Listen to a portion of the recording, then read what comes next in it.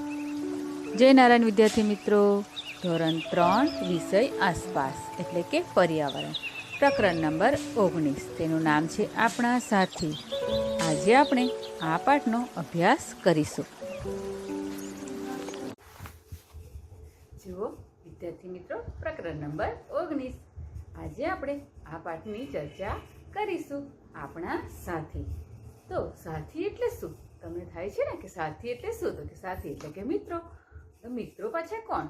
તો કે પ્રાણીઓ. આપણે આ પાઠમાં પ્રાણીઓ વિશે ચર્ચા કરવાની છે. આપણી આસપાસ રહેતા પ્રાણીઓ એ આપણા મિત્રો કહેવાય છે. અને પ્રાણીઓ એ પાછા કયા? તો કે પશુ, પક્ષી, જીવજંતુઓ. આ બધાનો સમાવેશ પ્રાણીઓમાં કરવામાં આવે છે. પ્રાણીઓ, દરેક પ્રાણીઓ આકાર, કદ, રંગ, ખોરાક અને રહેઠાણની દ્રષ્ટિએ જુદા જુદા હોય છે. તમને થશે કે આકારની દ્રષ્ટિએ? તો હા, કોઈ પ્રાણીઓ મોટા હોય છે, કોઈ નાના હોય છે, કોઈને 4 પગ હોય છે, કોઈને 2 પગ હોય છે, કોઈને પૂંછડી હોય છે તો કોઈને પીછા હોય છે. આ રીતે અલગ અલગ હોય છે. કદ પર નાના મોટા હોય છે. હવે રંગ, તો રંગ એટલે કાગડાનો કાળો રંગ હોય છે, વાઘનો ચટાપટાવાળો હોય છે, પટ્ટા પટ્ટા હોય છે ને. જીબ્રાનો કેવો હોય છે? તો કાળો અને સફેદ પટ્ટાવાળો હોય છે. પોપટનો લીલો હોય છે. આ રીતે અલગ અલગ રંગ હોય છે. તો ખોરાકની દ્રષ્ટિએ હવે જોઈએ. તો ખોરાકની દ્રષ્ટિએ તો કાગડો, પોપટ એ બધું શું ચરે છે? કે તો નાના નાના જીવજંતુઓ અને દાણા ચરતા હોય છે. ત્યારે પ્રાણીઓ તો કે હરણ ઘાસ ખાય છે અને વાઘ માંસ ખાય છે. એટલે કે ખાવાની દ્રષ્ટિએ એટલે કે ખોરાકની દ્રષ્ટિએ પણ પ્રાણીઓ અલગ અલગ ખોરાક લેતા હોય છે. હવે રહેઠાણની દ્રષ્ટિએ તો વાઘ બોર મારે છે, પછી ગાય ભેંસ ગવાણ મારે છે, ઘોડો તબેલા મારે છે, કીડી દર મારે છે અને પક્ષીઓ માળા મારે છે. આ રીતે રહેઠાણની દ્રષ્ટિએ પણ બધા પ્રાણીઓ જુદી જુદી જગ્યાએ રહેતા હોય છે. આ બધા પ્રાણીઓ આપણને કંઈક ને કંઈક રીતે ઉપયોગી થાય છે. તો હવે આપણે જોઈએ ગાય, ભેંસ, બકરી. તો એ આપણને કઈ રીતે ઉપયોગી થાય છે? તો એ આપણને દૂધ આપે છે. શું આપે છે? દૂધ આપે છે. અને એનું છાણ ખાતર તરીકે ઉપયોગમાં આપણે લઈએ છીએ. પછી તમને થશે કે કૂતરો. તો કે કૂતરો કઈ રીતે ઉપયોગી છે? તો કૂતરો આપણા ઘરની રક્ષા કરે છે. બળદ, તો કે બળદ આપણને ખેતી કામમાં ઉપયોગી છે. હવે ઘેટું, તો ઘેટું શું કામમાં આવે છે? તમને ખબર છે? તો કે ઘેટું આપણને ઊન આપે છે. શું આપે છે? ઊન. ગધેડું, તો કે એ કુંભારને કામમાં આવે છે, એટલે કે ભાર વહન માટે કામમાં આવે છે. હાથી, ઊંટ, ઘોડો, ગધેડું એ બધા ભાર વહન તરીકેના પ્રાણી તરીકે ઉપયોગી છે આપણને. એટલે પ્રાણીઓના અલગ અલગ પ્રકાર છે, અલગ અલગ રીતે આપણને ઉપયોગમાં આવે છે. પછી કે મધમાખી, તો મધમાખી આપણને મધ આપે છે ને. હા, તો એ રીતે દરેક પ્રાણીઓ આપણને કંઈક ને કંઈક રીતે ઉપયોગી છે. આમ આ બધા પ્રાણીઓ આપણા સાથી મિત્રો કહેવામાં આવે છે. આપણે ઉત્તરાયણ પર તમે પતંગ ચગાવો છો? હા, તો એમાં દોરામાં કેટલાય પક્ષીઓની પાંખ ને એવું કપાઈ જાય છે ને, તમે જોયું છે? હા, તો એવા પક્ષીઓને આપણે શું કરવું જોઈએ? મારી નાખવા જોઈએ? ના. એવા પક્ષીઓને આપણે એને પડી ગયા હોય તો આપણે એની પર પાણી છાંટવું જોઈએ અને પાણી પીવડાવવું જોઈએ. અને વધારે વાગ્યું હોય તો એને દવાખાને પણ લઈ જવા જોઈએ. આ રીતે એને આપણે લાગણીસભર એટલે કે એને પ્રેમથી વહાલ કરવો જોઈએ. આપણને મમ્મી વહાલ કરે છે ને તમને લોકોને? હા, તો આપણે એ પ્રમાણે પ્રાણીઓને પણ આપણે વહાલ કરવો જોઈએ. આપણા ઘરે ગાય ભેંસ હોય તો આપણે શું કરીએ છીએ એને?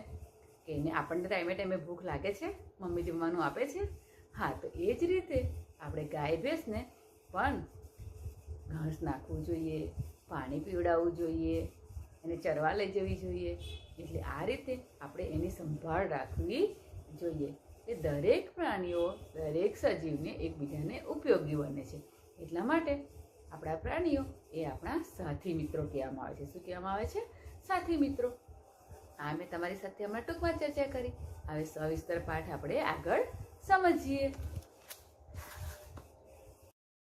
જુઓ, વિદ્યાર્થી મિત્રો, પ્રકરણ નંબર 19 આપણા સાથી. છતના પંખામાંથી ટક અવાજ આવ્યો હતો. બધાએ અવાજ સાંભળ્યો. કલ્યાણીએ બૂમ પાડી, જુઓ જુઓ, એક પંખીને ઈજા થઈ. પીટરે તરત જ ઊભા થઈને પંખીને પકડી લીધું. પંખી પીડાતું હતું. નવજોત અને હરભંજન ઝડપથી વાટકામાં પાણી લાવ્યા. પીટરે ખૂબ જ પ્રેમથી પંખી પર હાથ ફેરવ્યો. તેઓએ પંખીની ચાંચ આગળ વાટકો ધર્યો. પંખીએ થોડું પાણી પીધું અને તે પાંખો હલાવતું હતું. નવજોતે બધાને પાછું ખસી જવા કહ્યું. બધાએ જોયું, પંખી ઉડવાની મથામણ કરતું હતું. થોડી જ વારમાં પંખી ઉડી ગયું. જો આ પંખી પડી ગયું છે અને આ જો આ ઉડી ગયું. જુઓ, આ બધા બાળકો એને જુએ છે. બીજા દિવસે શાળામાં બાળકોએ એક પંખીને વર્ગમાં ઉડતું જોયું. બધાને જાણવું હતું કે આ ઈજા થઈ હતી એ જ પંખી હતું કે બીજું. તેઓએ જલ્દીથી પંખો બંધ કરી દીધો અને પંખીને જોવા તેઓ તાળીઓ પાડવા માંડ્યા. યાદ કરો અને લખો.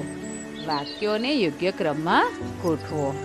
પંખી ઉડી ગયું. પંખીને પંખાની ઈજા થઈ હતી. પીટરે પ્રેમથી પંખી પર હાથ ફેરવ્યો. બાળકોએ પંખીને વર્ગમાં ફરતું જોયું. નવજોત અને હરભજન જલ્દી વાટકામાં પાણી લાવ્યા. જુઓ, અહીંયા તમારે ક્રમમાં ગોઠવવાના છે વાક્યો. જો પંખાથી ઈજા થઈ એ પહેલો નંબર આવશે અહીંયા આગળ. પીટરે પ્રેમથી પંખી પર હાથ ફેરવ્યો, નંબર 2 આવશે. પછી આવશે નવજોત અને હરભજન જલ્દીથી વાટકામાં પાણી લાવ્યા, નંબર 3 આવશે. અને બાળકોએ પંખીને વર્ગમાં ફરતું જોયું એ નંબર 4 આવશે અને પંખી ઉડી ગયું. શંકરની બિલાડી. શંકર ખૂબ જ ખુશ છે. તેના ઘરના વાડામાં બિલાડીએ 4 બચ્ચાને જન્મ આપ્યો. શંકર તેનો નવરાશનો સમય તેની પાછળ પસાર કરવા લાગ્યો. એક સવારે શંકર બિલાડીને રડવાના અવાજથી ઉઠી ગયો. તે વાડા તરફ દોડ્યો. તેને જોયું તો બિલાડી રડતી રડતી 3 બચ્ચાને પંપાડતી હતી. એક બચ્ચું ખોવાઈ ગયું હતું. શંકર વાડાની બહાર ગયો. તેની બેન માલિની એક બચ્ચાને રમાડી રહી હતી. શંકરે માલિનીને વાડામાં બોલાવી અને માલિનીએ એ જોયું અને બિલાડી બચ્ચા માટે રડતી હતી. તો કે બિલાડીનો અવાજ કેવો હોય છે? મ્યાઉ મ્યાઉ હોય છે. તમને કયા પ્રાણીઓ ગમે છે કેમ એ તમારે અહીંયા લખવાનું છે. હવે જુઓ, ગંગાની ગાય. મીનુને ગાય છે. ગાયનું નામ છે ગંગા. મીનુ ગંગાને ચરાવવા રોજ ખેતર લઈ જાય છે. એક દિવસ ઝડપથી આવતું સ્કૂટર ગંગા સાથે અથડાયું. તેના પગને ઈજા થઈ અને પગના ઘામાંથી ખૂબ જ લોહી નીકળતું હતું. જો આ લોહી નીકળે છે ગાયના પગમાંથી, મીનુના કુટુંબના લોકો શું કરશે? જુઓ, ચંદુ ધોબી તેના ગધેડાનું ખૂબ જ ધ્યાન રાખે છે અને ગધેડો પણ તેના ઘણા કામ કરે છે. ચિત્ર જુઓ કે આ ચંદુ છે એને નવડાવે છે ગધેડાને, એને ઘાસ આપે છે, પછી એને પાણી પીવડાવે છે, પછી ફુલાર પણ પહેરાવે છે. અહીંયા ચિત્ર જોવાનું છે અને તમારે લખવાનું છે. તમારા ઘર કે પડોશમાં કોઈને પાલતુ પ્રાણી છે એ કયું છે? કોઈ બિલાડી પાળતું હોય, કોઈ કૂતરો પાળતું હોય તો તમારે અહીંયા લખવાનું છે. તમારા પાલતુ પ્રાણીનું નામ શું છે તો તમારે એ લખવાનું છે. તમે તમારા પાલતુ પ્રાણી માટે શું કરો છો? જ્યારે ભૂખ્યું હોય ત્યારે, કોઈને પચવે ત્યારે, ઈજાગ્રસ્ત થાય ત્યારે, કે ઠંડી કે ગરમી અનુભવે ત્યારે, ભૂખ લાગી હોય તો ખાવા આપીએ, કોઈ પચવતું હોય તો આપણે એને ખસાઈ દઈએ, ઈજા થઈ હોય તો એને દવા લગાવીએ. ઘણા લોકો પાલતુ પ્રાણી રાખે છે તેનું ધ્યાન પર રાખે છે ને પુસ્તકમાં આપણે અહીંયા લખવાનું છે. કૂતરો, તો આપણે તેને કેવી રીતે રાખીએ છીએ? કૂતરો ઘરની ચોકી કરે છે એટલે આપણે એને રાખીએ છીએ. આ દૂધ આપે છે તો ગાય, ભેંસ, બકરી આપણે અહીંયા લખી શકીએ. દૂધ આપે છે. ગાડું ખેંચે તો કે બળદ. બિલાડી, બિલાડી શું કરવા માટે? કે ઉંદરનો નાશ કરવા માટે પણ રાખતા હોય છે. મરઘી ઈંડા આપે છે. માછલી શોખ માટે રાખતા હોય છે. બરાબર છે. આપણે તેને ખૂબ પસંદ કરીએ છીએ. કોને પસંદ કરીએ છીએ? મોર. પરક તમને જે ગમતું હોય તેનું નામ અહીંયા લખી શકો છો. મધમાખી મધ આપે છે. આ પ્રમાણે તમારે અહીંયા લખવાનું રહેશે. પંખી બરફ. મોટા મોઢાવાળું માટલું વાસણ લો અને માટીના વાસણને બાંધી દો. ચિત્રમાં બતાવ્યા મુજબ લટકાવો. વાસણમાં થોડું પાણી ભરો અને તેને વૃક્ષની ડાળી સાથે અથવા કે હુકની મદદથી તમારા ઘર કે શાળામાં લટકાવો. દરરોજ તેમાં પાણી ભરો. કયું પક્ષી પાણી પીવા આવે છે તેનું તમારે અહીંયા અવલોકન કરવાનું છે. આપણી જેમ પક્ષીઓને પણ જીવવા માટે પાણીની જરૂર છે. ઘણી બધી વસ્તુઓ માનવીઓ અને પ્રાણીઓ બંનેની જરૂર છે. આવી 3 વસ્તુના નામ લખો. માનવી અને પ્રાણીનું. તો ખોરાક બંનેને ઉપયોગી હોય છે. પાણી તો પાણી પણ બંનેને ઉપયોગી છે. રહેઠાણ તો રહેઠાણ પણ બંનેને ઉપયોગી હોય છે. જે તમે આ અહીંયા લખી શકો છો.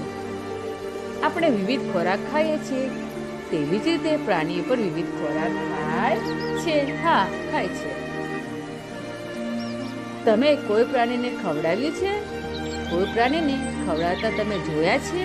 તમારે લખવાનું છે અહીંયા. તમે જે પ્રાણીને ખવડાવ્યું તેનું નામ લખવાનું અને શું ખવડાવ્યું. કૂતરો હોય તો તમે રોટલી નાખી હોય, બિલાડી હોય તેને દૂધ પીવડાવ્યું હોય, ચકલી હોય તો દાના નાખ્યા હોય, તો આપણે એ અહીંયા લખવાનું છે. પંખીને શું ખવડાવી શકાય? તો કે દાણા. તમે કયા પંખીને ખવડાવ્યું છે? તો કે ચકલી, કબૂતર. બાળકો સૌથી વધુ કયા પક્ષીઓને ખવડાવે છે? ચકલી, કબૂતર જેવાનું. તમારી પાસે યાદીમાં આ નામ છે. શોધો તે શું ખાય છે તે શોધવાનું છે. ઉંદર, વંદો, ભૂંડ, ચામાચીડિયું, કાગડો, ખિસકોલી, વાંદરો ને બધાનું અહીંયા લખવાનું છે. કોઈ પક્ષી કે પ્રાણી કે પક્ષીએ તમારો ખોરાક ખાઈ લીધો હોય તો તે અંગે લખો. કોઈ દિવસ આપણે પ્રાણી સંગ્રહાલયમાં જઈએ અને હાથમાં લઈને તમે ઊભા હોય તો પાંજરામાંથી ફટાક આવીને તમારા હાથમાંથી છૂટી જાય. પણ શું ખાય છે? જુદા જુદા રંગની લાઈન દોરી જોડો. જો બકરી તો ઘાસ ખાય, શાકભાજી, ફળ ને રોટલી ખાય. જુઓ હવે સાપ શું ખાય છે? તે ઉંદરને ખાય છે. હવે તમારી ચોપડીમાં પેન્સિલથી જોડવા માંડો. પછી જુઓ માનવી શું ખાય છે? શાકભાજી ખાય છે, રોટલી પણ ખાય છે. એટલે બે સાથે જોડી શકાય. હવે જુઓ ચકલી શું ખાય? ઓકે, અનાજ નથી આપ્યું આપણને એટલે ફળ જોડે જોડવું તો જોડી શકાય. રોટલી સાથે પણ જોડી શકાય. કીડી માટે શું આપ્યું છે? રોટલી પણ ચાલી જાય ને શાકભાજી ને ફળનું વાળું પણ ચાલે, એના પર લખી શકાય. હવે ગરોળી બરાબર છે. જીના મચ્છરને પણ ખાઈ જતી હોય છે, કીડી પણ ખાઈ જતી હોય છે, એટલે એ પણ તમે જોઈ કરી શકો છો. ને શાકભાજી અને ફળો ને રોટલીમાં પણ ચકલીને જોડી શકાય છે. આ રીતે તમે અને ઉંદર રોટલી ખાય છે. મચ્છર શું ખાશે? તો હા, માનવીનું લોહી પીવે છે એટલે માનવી જોડે જોડી દેવાનું. આપણે આ રીતે તમારે જોડી દેવાનું રહેશે. હવે પ્રાણીઓના નામ લખો. તમે અડક્યા હોય તેને, તમે અડક્યા નથી તેને અડકી શકો છો, તમે અડકી શકવાના નથી એવા પ્રાણીના નામ તમારે અહીંયા લખવાના રહેશે. તમે અડી શકો તો કે ચકલી અડી શકો, કૂતરો અડકી શકો, બિલાડી અડકી શકો. અડકી શકવાના જ નથી એવા. અડકી શકવાના નથી એમાં સિંહ, વાઘ આવી શકે. બરાબર છે. આમાં ગાય, ઊંટ આવી શકે, અડકી શકે એમાં. આપણે ઘણા પ્રાણીની નજીક કરડવાના કે નુકસાન થવાના ડરથી પાસે જતા નથી. ઘણા પ્રાણીઓ આપણે અડી શકીએ છીએ. તે આપણા ઘરમાં કે આપણી આસપાસ રહે છે. તેમાંના ઘણા થોડા પ્રાણીઓ આપણી મદદ કરે છે. હવે જુઓ, એ ચિત્રો જોવાના છે. માળી રાણીના બગીચામાંથી કેરીઓ લાવ્યો. કેટલી સરસ કેરીઓ છે.